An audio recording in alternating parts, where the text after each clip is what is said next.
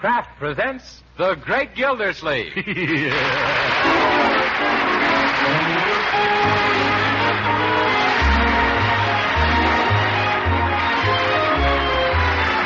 The Kraft Cheese Company, who also bring you Bing Crosby every Thursday night, present each week at this time Harold Perry as The Great Gildersleeve, written by Leonard L. Levinson.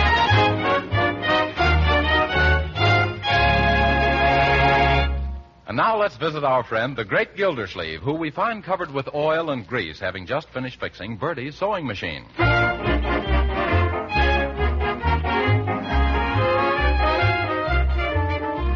Well, your sewing machine's all fixed now, Bertie. You should hear that singer hum. Oh, thank you, Mr. Gildersleeve. Is it all right to use now? Oh, yes, indeed, Bertie. Go right ahead. No reason now why you can't sew on the little so-and-so. That's fine. Now I can run up my new summer uniform for the mysterious and bewildering order of the Daughters of Cleopatra. Oh, yes. What kind of a summer uniform? Oh, we just switch from the heavy to the lightweight veils. Hi, Uncle Mort. Hi. Hello, Bertie. Hello. Say, Unc, how'd you get all that oil on your hands and face? You look like you've been playing post office in a grease pit. If post office in a grease pit? Well, I never played post office there, though I never mind the frantic antics of my youth. I look this way because I just finished fixing Bertie's machine. Yes, and now I just puts my foot on the pedal and away it goes. Yeah. Couldn't have been a better job done if a real mechanic done did it. Of course not. I'm an expert. Don't forget I had hundreds of them at the Gildersleeve Girdle Works. Anytime we had a breakdown, I'd bounce right out of my office and fix the trouble before the motor had a chance to slow down. Gee, I never knew that. Why, I could take a machine like Bertie's apart and put it together again in the dark in less time than it'd take the average mechanic in broad daylight. And another thing, a bell. Oh, my goodness, a visitor. Mustn't see me in this disgraceful condition. I hope there's plenty of hot water, Bertie. Okay, I'm coming. Oh, hello, Miss Banks. Come right in. Thanks, Bertie. Oh, Marge, Penny Banks is here. My, that ain't the snappiest uniform I ever did see. What, you supposed to be, a lady general? No, Bertie, this is the Red Cross Motor Corps uniform. What you folks do, doctor sick automobiles? No, but we're supposed to know how to fix our own cars. Well, I have to get back in the kitchen before Leroy hollers that he's feeling holler. Here's Marjorie, Penny. Oh, sorry to have kept you waiting, darling. Well, you needn't have hurried. I don't think we'll be able to start the motor mechanics course this afternoon after all. We won't? Why not? Well, Mr. Cobb, who was supposed to show us how to tear down a motor, can't be there. Oh, that's too bad. Gee, it'll be almost impossible to reach the girls and tell them not to come. Yeah. I don't know what we can do. Oh, gee, why don't you ask Uncle Mort to teach you? Does he know anything about automobile motors? Oh, sure, he's a whiz. He can take whole cars apart and put them together blindfolded in the dark. Well, I never knew that, Leroy. Well, I didn't either up until a few minutes ago. But he's fixed up Bertie's old jalopy so that she just puts her foot down on a pedal and away she goes. Oh, no, Leroy. No one could repair that coffee grinder. Well, Uncle Mort did. He used to fix all the trucks at his girdle works himself before they could even come to a stop. Well, it sounds like your uncle can save the day for us, Marjorie. Shall we ask him? Well, this is all news to me, but why not? Oh, Uncle Mort, Yes, Marjorie? can you come here for a moment? Why, certainly. What is it, my dear? Hello there, Penny. Hello. Well, my, you look attractive in that outfit. Hey, by the way, what outfit is that outfit for? Why, it's the Red Cross, and we need your help. Why, certainly. How much, my dear? Just a couple of your hours of your time, Uncle. Huh? We'd like to have you come over to headquarters and show us how to take apart and put together a motor. Like you did for Bertie, Unc. Oh, yes, birdies, of course. The Red Cross used a lot of them. When do you want me? Oh, this afternoon, Mr. Gildersleeve. Come, Penny. Don't be formal. Just call me Uncle Mort. Well, will you, Uncle Mort? Oh, well, I'm sure you could get somebody better qualified. Oh, now, don't be modest, Uncle. You'd be I'm wonderful nervous. for this. Huh? Besides, the man we wanted couldn't show up. Oh, well, I don't know. Oh, you wouldn't want to disappoint all those pretty girls.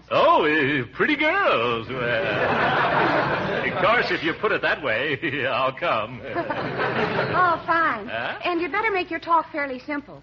Some of our girls don't know the difference between a hose connection and a garter. Oh, they don't, eh? Well, I'd have a hard time telling them apart myself. Of course, that's stretching it a little bit. Oh, Uncle Mort, always joking. Oh, Tell the truth, I'm not so sure about several things myself. Now, take the differential. no, thank you. If I did, I wouldn't know what to do with it. Oh, now be serious, Uncle Mort. Huh? You sound as if you didn't know a thing about cars. I don't. But I know sewing machines from bobbin to shuttle. Oh, sewing machine. Oh, Uncle. Really, Marjorie, your uncle says the most amusing thing. Well, I don't see why you have to go into stitches about sewing machines.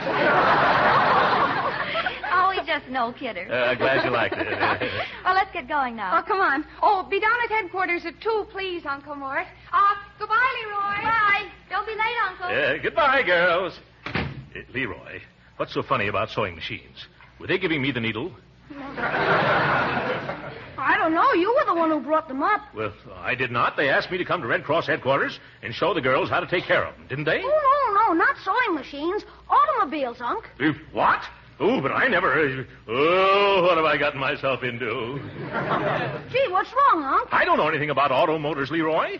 Why, on half of the new cars, I don't even know how to raise the hood.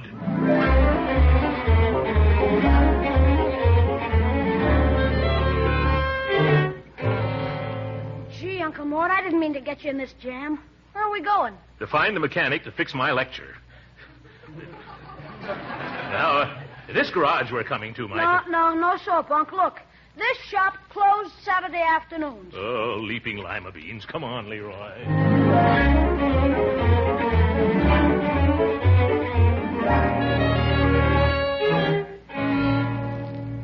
What a town this is. So far, only one mechanic who works on Saturday afternoons, and he can't speak English. Well, cheer up, Unc. Maybe there's one here. I hope so. I'm getting corns on my bunions.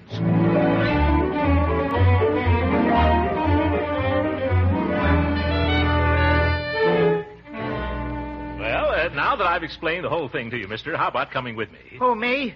Oh, I ain't no mechanic. You're not? Then what are you doing in this garage wearing overalls and carrying a wrench? Oh, I'm the plumber. Come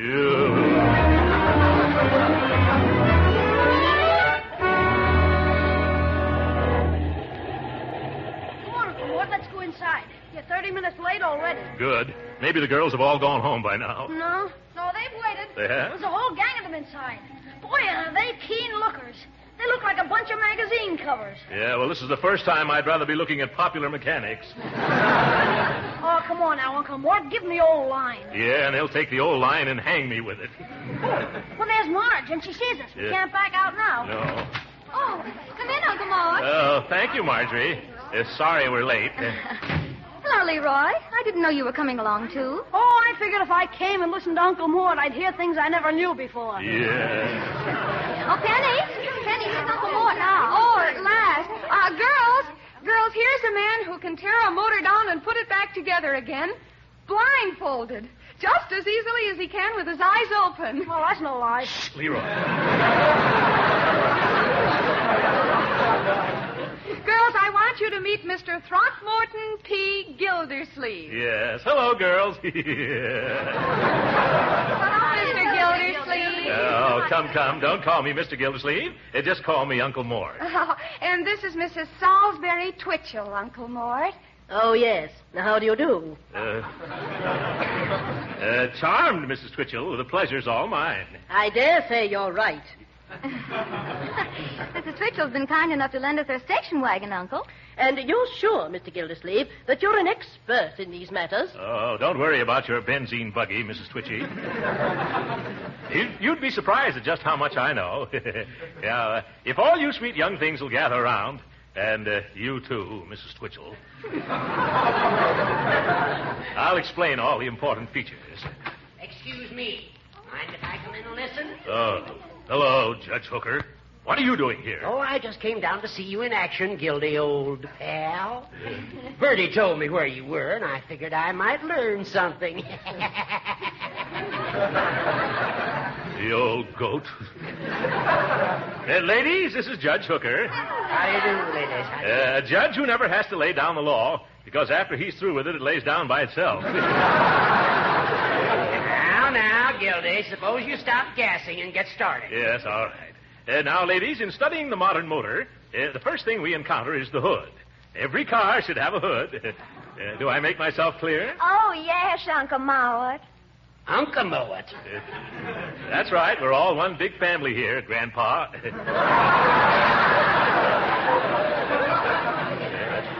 The hood covers the motor, as I said. Well, now that we've covered the motor... Now, wait a minute. Wait a minute, Uncle. Yes. Suppose you tell us what goes on under the hood when you start the motor. Oh, yes. Maybe you'd like to tell the girls, Judge? No. I wouldn't rob you of the pleasure for anything. You just go right ahead. Yes, all right. Now, first you touch the starter. That starts the car. Unless, of course, you forget to turn on the ignition key. Well, suppose you turn the key and step on the starter, but the battery is dead. Who is that? Oh, yes, I see you now, my dear. Well, I'm glad you brought that up. That brings us down to dead batteries. Now, a dead battery... Wait a minute. Yes. You aren't finished with the motor yet. In fact, you haven't started it. Well, how can I with a dead battery?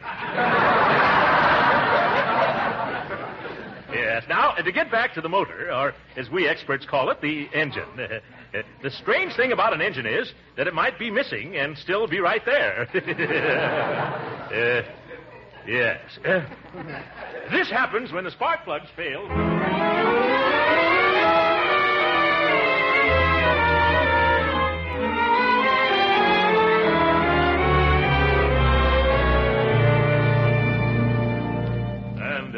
Then the last of the gas is exhausted out of the exhaust. Well, that reminds me, I'm exhausted myself. Here's a chair, Uncle Mort. Thank you. Nice going. Let's get out of here pretty soon. You're right. Well, if it's all clear to you now, ladies... Oh, wait.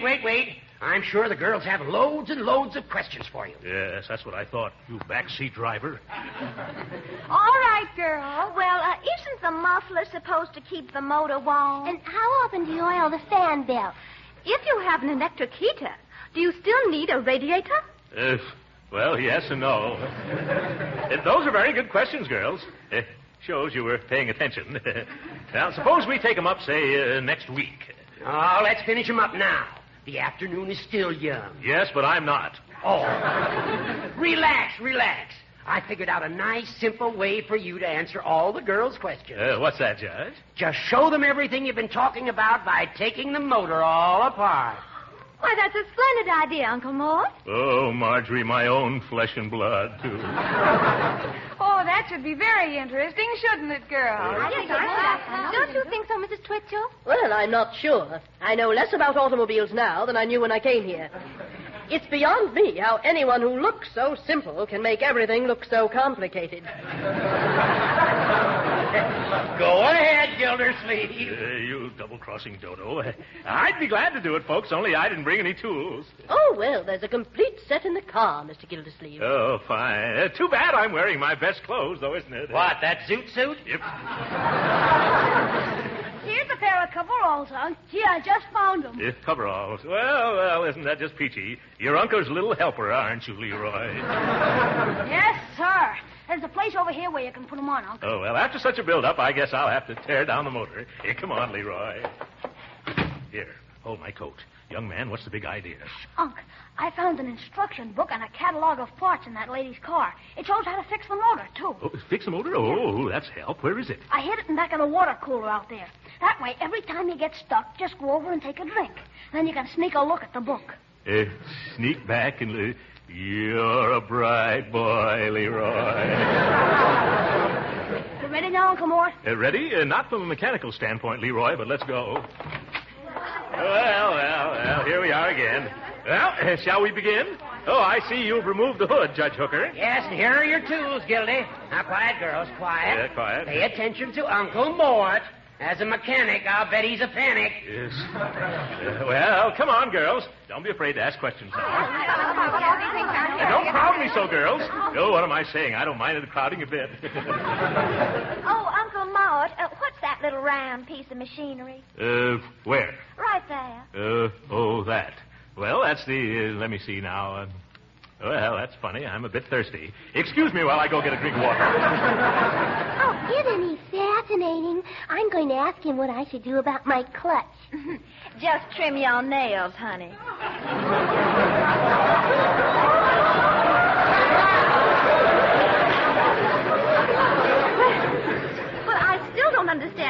one needs both a radiator and a heater.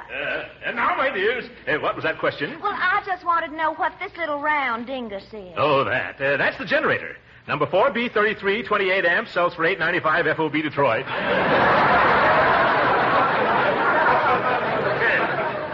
Thinks he's smart. You'll have to take it off before you can get the motor out, Gildy. Yeah, I knew that. Hand me the wrench, Leroy. Thanks. Now, all I have to do is... Oh! Uncle, are you all right? Just a little shock, my dear. I'll be all right just as soon as I get another drink of water. I'll get it for you, Uncle. Never mind. I'll feel better if I get it myself. I don't know. I should be so thirsty. Something I had for lunch, no doubt. I'll be right back and dismantle the motor.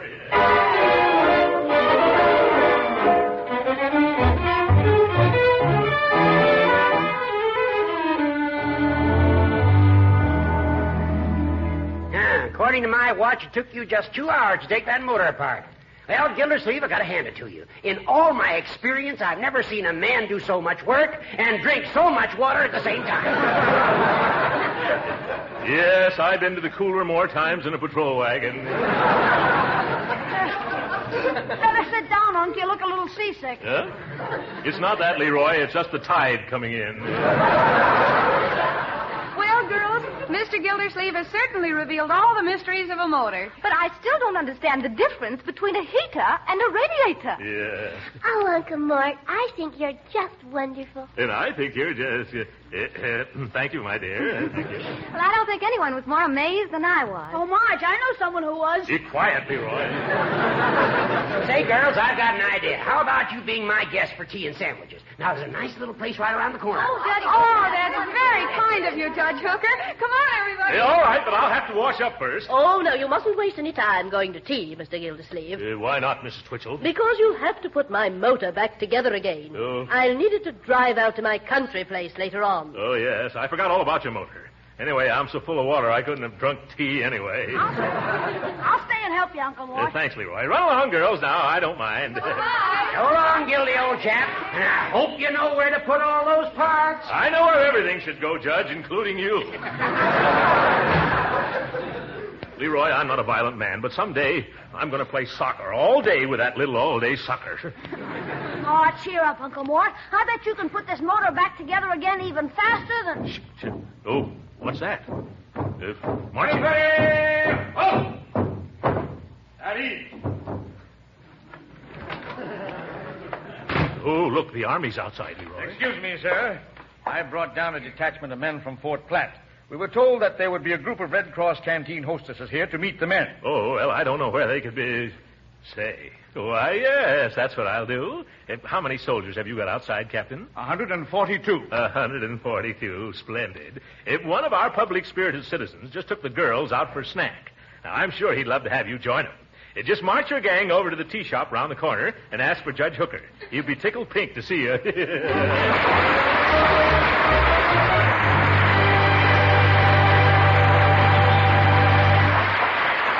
We'll hear from the great Gildersleeve again in just a moment.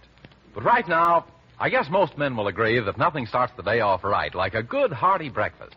Yes, give me sizzling hot eggs with plenty of toast, or maybe some pancakes or waffles. And man alive, I'm about ready to lick the world. That's why grand-tasting Parquet margarine deserves a mighty important place on the breakfast table. Yes, spread wholesome Parquet margarine on waffles or pancakes or breakfast toast. You're sure to love its delicate, appetizing flavor.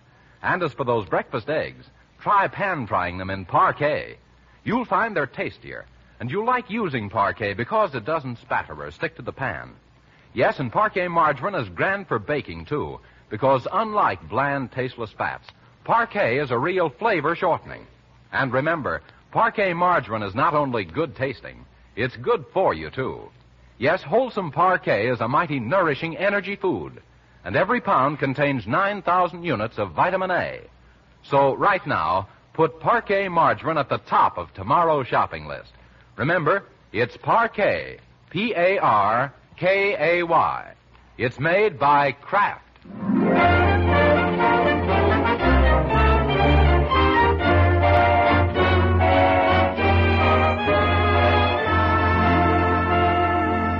And now back to Gildersleeve and Leroy, who have succeeded in putting the motor back together again and have returned home.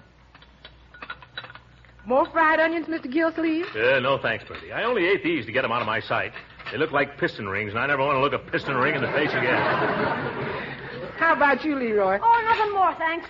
Well, I think I'll go to an early movie now. Maybe I'll go with you. Is there a Hop-Along Cassidy playing around here anyplace? No, you've seen all the new hop-alongs. How about going to see an Eastern picture for a change?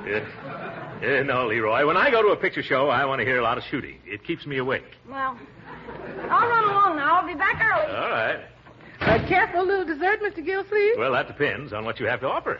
Well, there's some custard and a slice of devil's food cake and some pie left over from yesterday.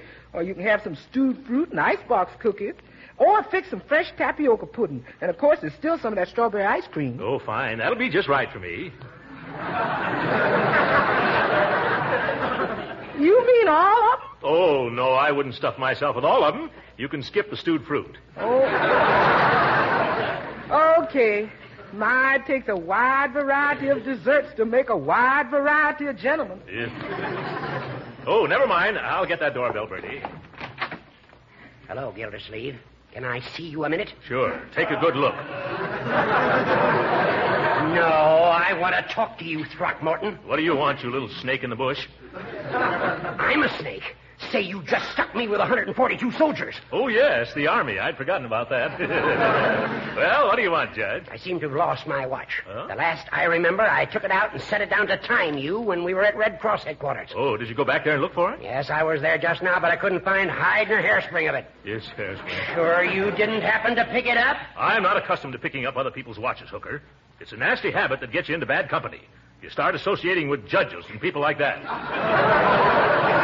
Cut the comedy, you big clown. Yeah. Now, let's try to figure out what's happened to that watch. Was it valuable? I should say. Given to me by the grand jury after we indicted that fake jewelry racket mob. Oh, left over from the investigation, no doubt. It was not. This watch cost a couple of $100. Oh, my goodness. What's worrying you, Hooker? I just remembered. I set the watch down on the engine block. Well, that's funny. I didn't see it when we were putting the motor back together. Oh, maybe it's in one of the cylinders. Well, that could have happened very easily, couldn't it? Yes, it could. Well, don't stand there. Do something. Help me. Why should I help you, you misguided little nincompoop? That's no way to talk to your pal, Throcky. Hey, pal. Come on. We've got to rush down there and tear that motor apart again and rescue that watch before that woman drives it away. Oh, you mean Mrs. Salisbury Twitchell. Sounds like a nervous hamburger. Yeah. The minute she starts that motor, my beautiful watch will be ground up into junk. Please, Gildersleeve, please. I'm sorry I was mean to you this afternoon. Well, all right. I'll come down and help you, baby. But first, I'm going to have a bit of dessert. You care to join me in a dish of custard, Judge? No, come on. There isn't a moment to lose. Now, all in good time. She won't start that car. Your watch is safe. What makes you think so? Because after Leroy and I had the motor all put together again, we found 6 or 7 parts we forgot to put in.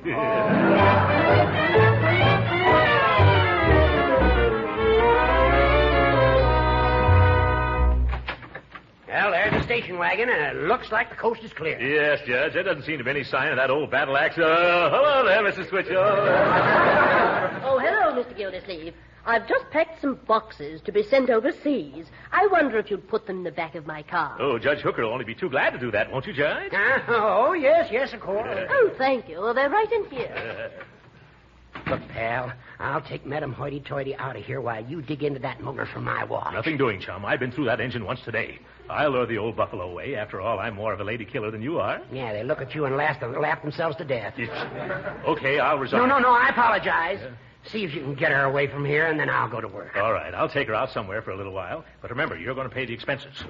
Yes. Are these the packages, Mrs. Twitchell? Oh, yes. As soon as they're loaded, I'll take them down to the express office. Oh, incidentally, I hope I'll find my car in good condition. Oh, you'll find it all right. You'll find it all right. Yeah.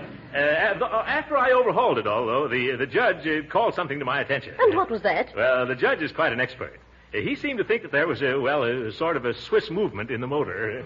Oh, he did? Yeah. He thought that if you didn't mind, he'd try to get it out. Oh, well, all right. I'll be in town again tomorrow. Oh, I think he'd rather have you do it right now. Now? Yes, he feels that he could save time that way.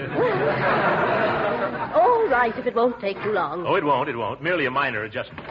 Judge, Mrs. Twitchell says it'll be all right. You mean for me to get the watch out?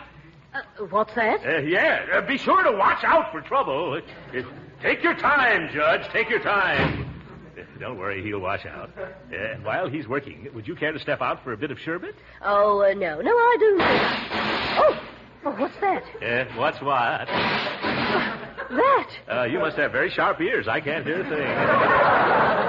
thing. Would you like to go out for a banana split, Mrs. Twitchell? I know a place where they make the drippiest banana split. Oh, no. I really don't. Now, Mr. Gildersleeve, surely you heard that. Oh, yes. Those chimes are certainly beautiful, aren't they? That weren't chimes. Those is my car. What? What's he doing to it? Now, don't worry, Mrs. Twitchell. He's just tuning it up. It sounds like Wheeling Steelmakers tuning up. Yeah. Now, just compose yourself, my dear. The judge knows what he's doing. Say, I know what you need. Oh, you do? What? A nice big bowl of chili con carne. Come, Mrs. Twitchell. I know a place where they serve the hottest chili in town, with all the beans and onions you want thrown in free.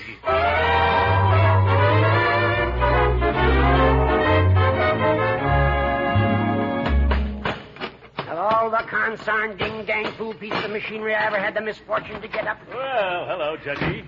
Wow, you certainly declared total war on that motor. It's all out. Find the watch? No, and I've done everything, even strained the oil. Oh. Say, where's Mrs. Twitchell? Well, I left her at the movies. I sneaked out while she wasn't looking. But you were supposed to stick with her. Well, I'd have done it, too, if Hopalong Cassidy was only there to help me. Oh, what's Hopalong Cassidy got to do with it? He keeps me awake.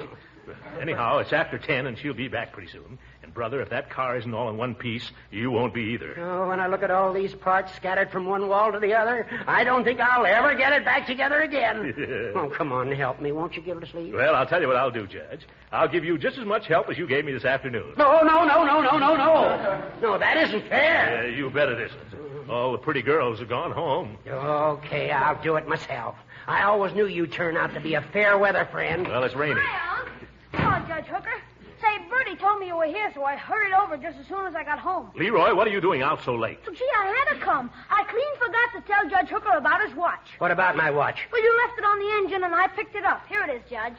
What? And I did all this work for nothing? Oh, Judge Hooker, is my car ready? Oh, jumping jeeps, Mrs. Twitchell. Come on, Leroy, quick. Let's duck out the back way. Goodbye, Judge. Good luck, Judge.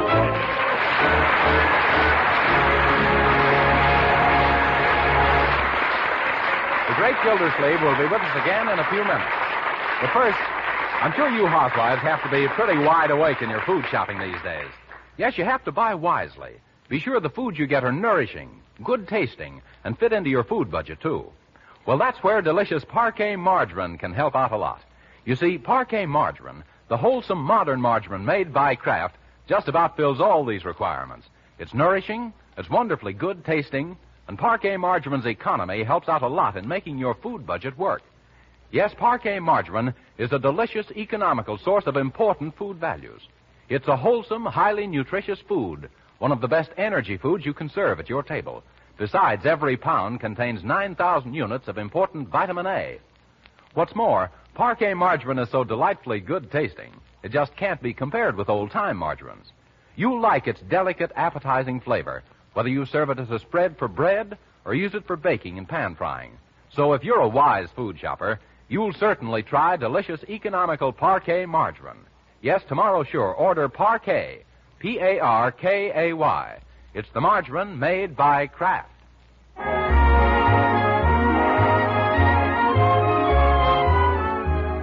Ladies and gentlemen, from now on, we're going to be on wartime. And if time means money, wartime means that our country needs all the money we can spare. And when you invest in defense bonds and savings stamps, you all join in saying, "You're a hard man, MacArthur." Good night.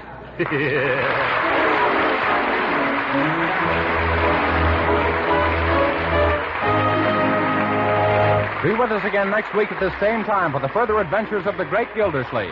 This program came to you from Hollywood. This is the National Broadcasting Company.